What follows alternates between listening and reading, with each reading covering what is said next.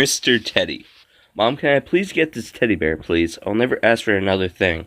Willa clasped her hands together and gazed longingly at the stuffed teddy bear staring at her from the department store shelf.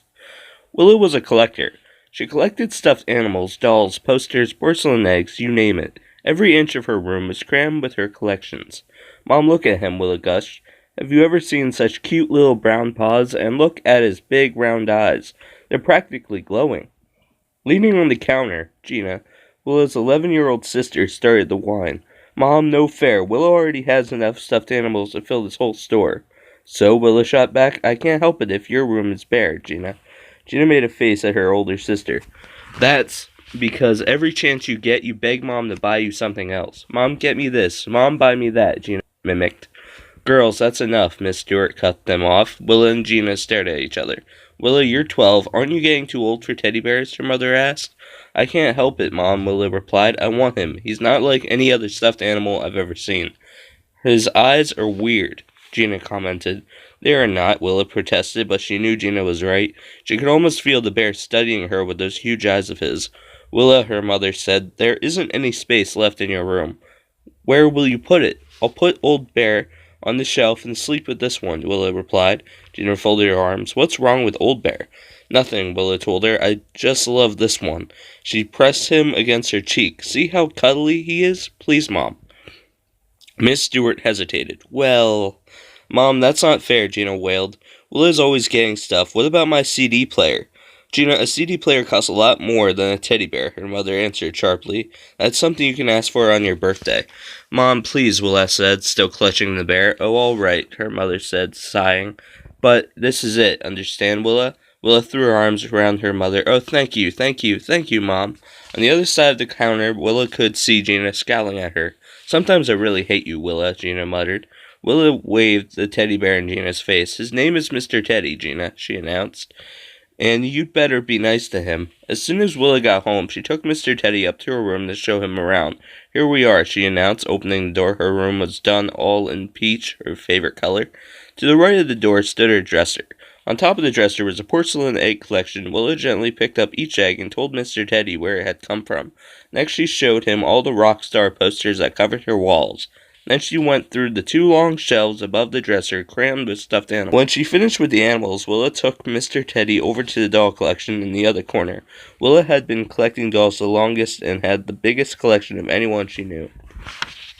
Still clutching Mr. Teddy, Willa crossed the room to her bed. Hello, Old Bear, she said. She reached onto the pillow and picked up her ragged old teddy bear, the one she'd slept with since she was a baby, and kissed him on top of his head. You're going to sleep over here now, she said, crossing back over to the shelves. She pushed aside his stuffed unicorn to make room for Old Bear. Sleep tight, she told him. Gina poked her head into the room. Who's in here, she asked. No one, Willa replied. Then who were you talking to? Nobody. Gina's eyes lit up. You were talking to your stuffed animals again, weren't you? She started laughing at Willa. Shut up, Gina, Willa snapped. You're mad because you didn't get a CD player. I am not, Gina answered. I'm mad because you have Mom wrapped around your little finger. Every time you ask her something, she buys it. She stormed out, slamming the door behind her. Willa glanced down at Mr. Teddy. Don't worry about Gina, she whispered, carefully placing him on her pillow. I bet she wishes she had a special bear, too. But she doesn't. You're all mine, Mr. Teddy, all mine. That night, Willa slept with Mr. Teddy hooked in her arm. At first it felt funny to sleep with something so soft and fluffy. All the fur on Old Bear had worn off a long time ago, but Mr. Teddy seemed to be staring at her. Every time she turned or moved, she felt his big eyes watching her. Willa woke up early the next morning. The sun had barely begun to rise. Outside, she could hear birds chirping. Something didn't feel right. She lifted her head and stared down at her bed. Where was Mr. Teddy? She groped around her covers but couldn't feel him anywhere. Where was he? Willa pulled herself up, squinting in the dim light. Had Mr. Teddy fallen out of bed? She peered down at the floor. Not there. She shook her covers again, then leaned over to check underneath the bed. Are you there, Mr. Teddy? She called softly. A sock and some dust balls stared back at her. Where could Mr. Teddy be? Willa's eyes moved up her dresser, then over to the windowsill above the doll corner. She caught her breath. Mr. Teddy sat propped up on the windowsill, staring back at her. His eyes seemed to be shining. Huh, Willa murmured. How did you get over there? She climbed out of the bed and lifted him off the windowsill. "Mr. Teddy," she scolded, "what are you doing? Did you get up and move during the night?" The bear's dark eyes glowed back at her. "Stop staring at me like that," Willow laughed. "You're giving me the creeps." She kissed the top of his head, then popped him back on her pillow. "Maybe I woke up and put him there myself and don't remember," Willow said to herself. At breakfast, she caught Gina staring at her. "What are you looking at?" she asked sharply.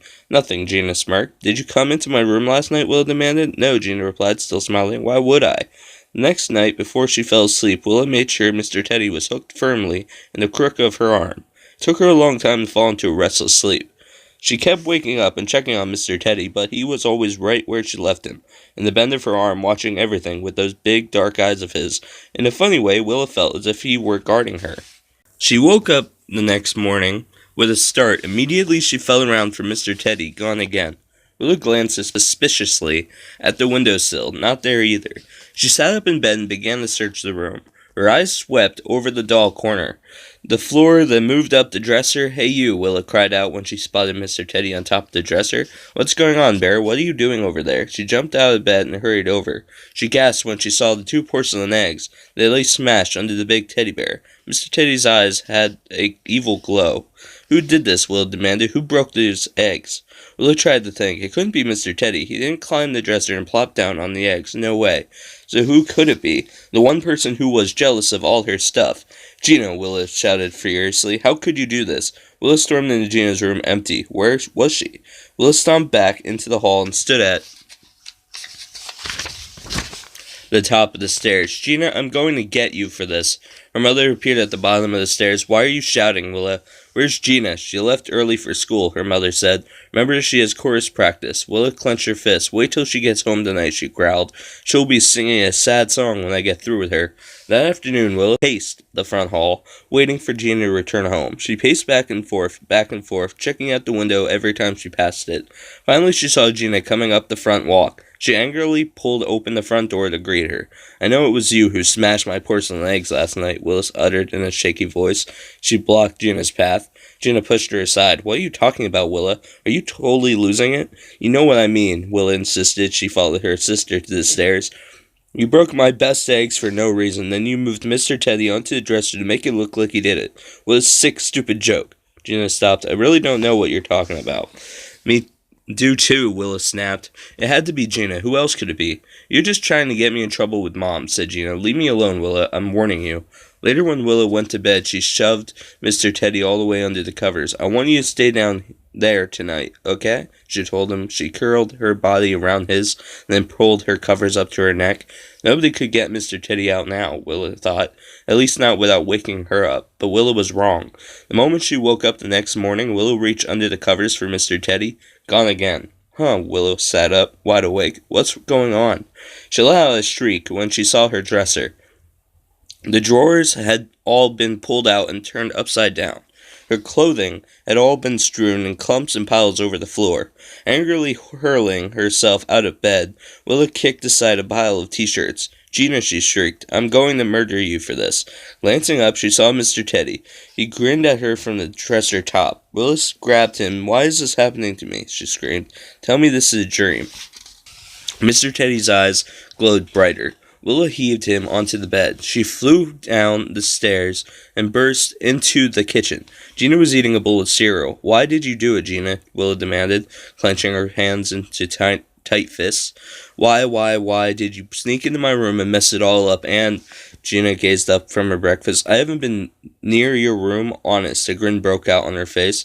Will let out a furious cry. "See, Mom? See? She's smiling." Miss Stewart narrowed her eyes at Gina. "Have you been playing mean jokes on your sister?" she demanded.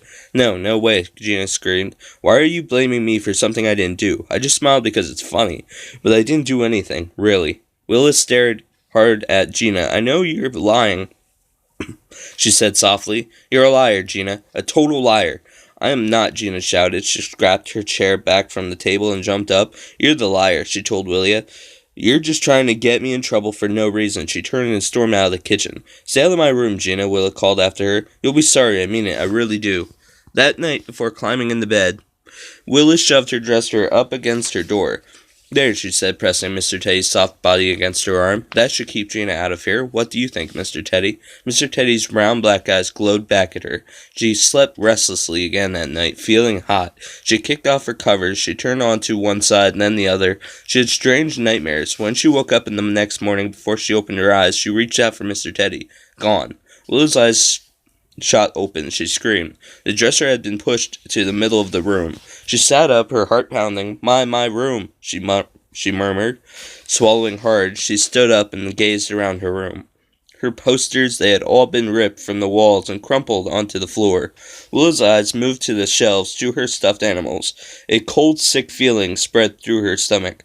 Nearly all of the animals had been pulled apart, shredded. Bits of them lay strewn across the room, a tail here, a piece of stuffing there. Their eyes had been torn out of their heads, their arms and legs ripped from their bodies. Willis staggered to her doll corner. Every doll had been broken and torn apart. They lay in a heap of arms, scraps of clothing, broken heads, patches of hair. Hey, Willa raised her eyes to the top of the shelf. Mr. Tay stood there triumphantly, his eyes glowing happily. In one raised paw he held an arm from one of her dolls. No, Willa murmured. No, please, no. Mr. Tay suddenly toppled forward. His outstretched arms reached for Willa's throat. Willa let out a shriek and dived out of his way. The bear landed on the floor with a soft thud. Willa spun around, tripping over parts of dolls and stuffed animals. She plunged out of her room, down the stairs, into the kitchen. Willa, what is it? What's wrong? Demanded her mother. Mom, come up to my room, she sobbed. Everything I own, all my dolls, my animals, Gina wrecked it all, she cried furiously. Huh? Miss Stewart's face twisted in surprise. Gina? Yes, Gina, Willa declared. She broke into my room last night, Mom. She wrecked everything. Everything. Well, that's impossible, Willa's mother cried. Gina wasn't home last night. Willa, don't you remember? She had a sleepover at Maggie's house. Willa pressed her hands against her face. The room began to spin wildly. That's right, she remembered. Gina wasn't home last night. No, she backed out of the kitchen, hands against her cheeks, shaking her head. She didn't want to believe it. It couldn't be, but there was no other explanation.